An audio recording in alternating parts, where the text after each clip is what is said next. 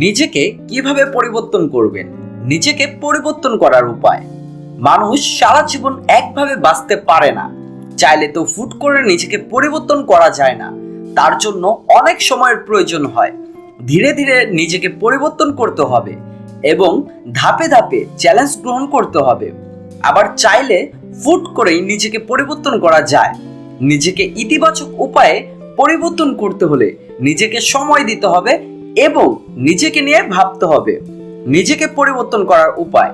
আমাদের জীবন আসলে খুব ছোট, আর এজন্যই জীবন এতটা গুরুত্বপূর্ণ। জীবনের সব থেকে গুরুত্বপূর্ণ বিষয়টি হলো কোনো কিছুরই পরিবর্তন হবে না যদি তোমার পরিবর্তন না হয়। কোনো কিছুই সর্বসেরা হবে না যদি তুমি সেরা না হও। আর এটা কোনো পরিস্থিতির ওপর নির্ভর করে না, এটা কোনো ভাগ্যর ওপর নির্ভর করে না। তোমার জীবনে কোনো কিছু প্রয়োজন হবে না যদি তুমি পরিবর্তন চাও, তাহলে আগে তুমি নিজের মধ্যে পরিবর্তন নিয়ে আসতে হবে।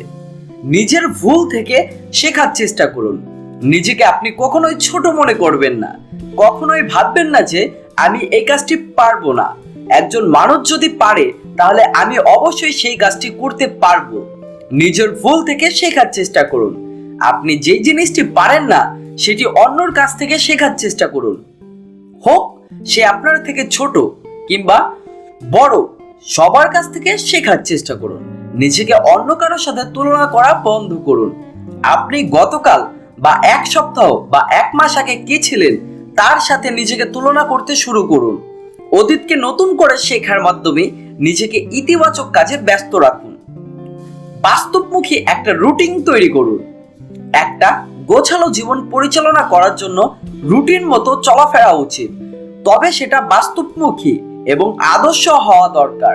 আপনার উচিত হবে এমন একটা রুটিন তৈরি করা যেটা আপনাকে বিরক্ত করবে না এবং সেই রুটিনে আপনি পর্যাপ্ত অবসর পাবেন।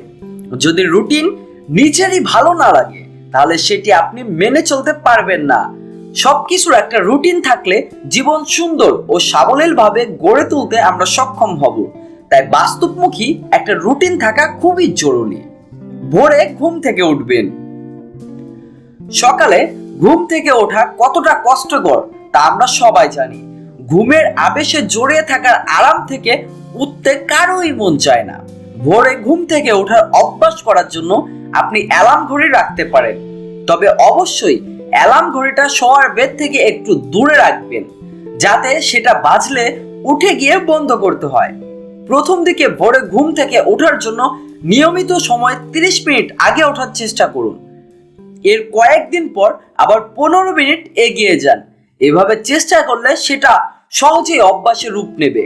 বেশি রাত করে ঘুমালে চেহারায় তার ছাপ পড়ে, আর দ্রুত ঘুমিয়ে সকালে উঠলে চেহারা ও মন দুটোই ভালো থাকে। তাই আমরা সকালেই ভোরে ঘুম থেকে ওঠার চেষ্টা করব। সময়ের সঠিক ব্যবহার। সময়ের সঠিক ব্যবহার একটি সুন্দর জীবনের জন্য খুবই অপরিহার্য। সময় একটি অমূল্য সম্পদ, তবে সময়ের সঠিক ব্যবহারে দ্রুত সাফল্য লাভ করা যায়। সময় যে কতটা দামি জিনিস তা আপনি বিপদে না পড়লে বুঝতে পারবেন না। চলে যাওয়ার সময় কখনো আপনি ফিরে পাবেন না। এক কথায় সময় থেমে থাকে না, সময় তার নিজস্ব গতিতে চলতে থাকে, শুধু কাজগুলো থেমে থাকে। যার ফলে আমাদের সময়ের সঠিক ব্যবহার নিশ্চিত করা প্রয়োজন। সময়ের সঠিক ব্যবহার না করলে আমাদের কাজ বাড়তেই থাকবে। সময়ের সঠিক ব্যবহার আমরা তখনই শিখব যখন আমরা সময়ের অপব্যবহারের শিকার হয়ে থাকি। আপনার জীবনে কত সময় বাকি আছে তার উপর ভিত্তি করে সফলতা নির্ধারণ হয় না, বরং সফলতা নির্ধারণ হয় সময়কে কতটা দক্ষতার সাথে ব্যবহার করছেন তার উপর। তাই সময়কে সঠিকভাবে ব্যবহার করতে শিখুন এবং জীবনকে সুন্দরভাবে সফলতার সাথে উপভোগ করুন।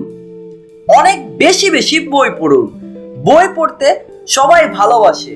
বই এমন একটা উপকরণ যা একজন মানুষকে সহজে জ্ঞানের আলোয় আলোকিত করে তুলতে পারে। একমাত্র বইয়ের মাধ্যমেই রয়েছে সব ধরনের জ্ঞান। প্রত্যেকের জীবনেই নানা রকম সমস্যা থাকে। বই পড়লে সেই সব চিন্তা বা সমস্যা মাথায় থাকে না। আপনি যত বেশি করে বই পড়বেন তত আপনার জ্ঞানের পরিধি বাড়তে থাকবে। আমাদের জানতে হবে বই শুধু আমাদের মেধা বা জ্ঞানকে বৃদ্ধি করে না, বরং বই পড়লে মানুষ হয়ে ওঠে কর্মঠ, সহনশীল ও সহমর্মী। মানুষ বই পড়ে নিজেকে চিনতে এবং জানতে পারে। বই পড়েই আমরা আমাদের জীবনকে আলোকিত করে তুলতে পারি। দেশকে ভালোবাসলে, নিজেকে ভালোবাসলে, জ্ঞানী হতে চাইলে, নিজেকে পরিবর্তন করতে চাইলে অবশ্যই বই পড়তে হবে। তাই কিছু ভালো বই সিলেক্ট করে একটা লিস্ট তৈরি করুন, যেটা আপনি একটা নির্দিষ্ট সময়ে শেষ করার পরিকল্পনা করবেন। তবেই আমাদের জীবন হবে সুন্দর। তাই আমরা বইকে অনেক বেশি ভালোবাসি এবং বেশি বেশি বই পড়ি।